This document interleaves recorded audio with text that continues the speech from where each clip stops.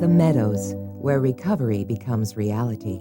In the high Sonoran Desert northwest of Phoenix, Arizona, with mountain views and clear skies, the Meadows provides a way to personal completeness and enrichment that serves the individual in recovery as a lifelong process.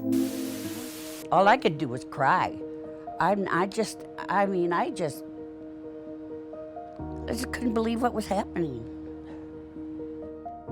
For decades, the Meadows has been a go-to hideaway for athletes and entertainers seeking to fight addictions. The Me Too movement has thrust the Wickenburg Clinic into the public spotlight, with Hollywood A-listers Kevin Spacey and Harvey Weinstein reportedly checking in for sex addiction treatment. Now to new developments in the Hollywood scandal involving Harvey Weinstein. Kevin Spacey is apologizing after another actor accused him of an unwanted sexual advance. As the Meadows built its reputation, a secret was kept hidden from the public view for 3 decades. A sealed lawsuit accused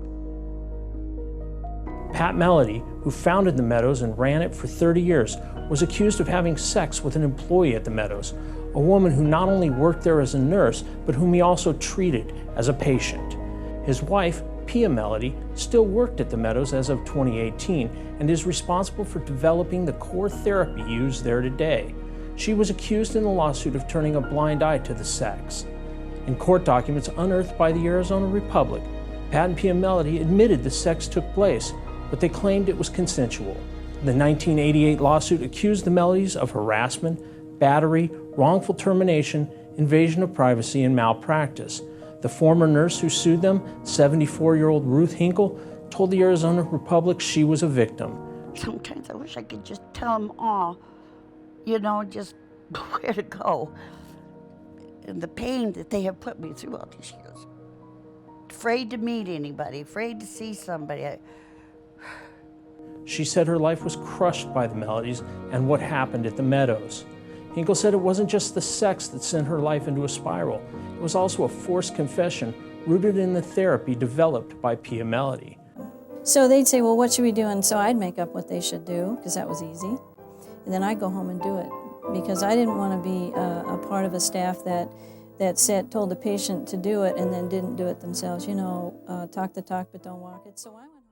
For someone that's supposed to be a therapist and helping people, that she would bring all the stuff that, was humiliating. And She said when the sex came to light, Pat Melody orchestrated a confrontation in an employee conference room where she was ordered to describe details of the sex. And people don't need to know all that crap. They don't. First to co-workers and then to her husband and teenage son, who were asked to attend without her knowledge. The event destroyed her career and pushed her towards suicide. She said her life was never the same. Hinkle won a settlement in 1990, but was required to sign a non-disclosure agreement.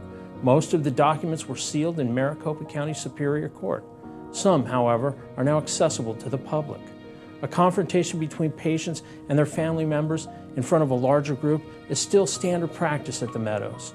It's part of Pia Melody's core treatment program. Some call it cutting edge and life-changing. Others call it devastating and humiliating.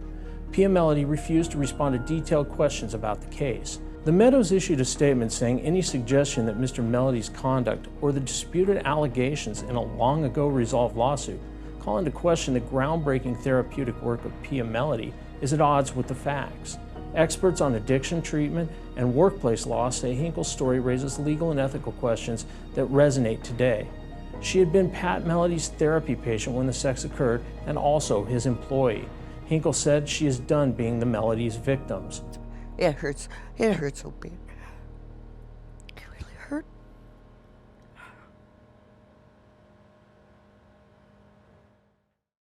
We really take individualizing care seriously. We treat the patients with respect. We don't assume the patient's wrong. So if a patient comes into my office, I listen to them. I have an absolute open door policy. If you really want to have a quantum change in your life and be able to react differently in your relationships and learn about who you are and where you came from, there's probably no place does it like we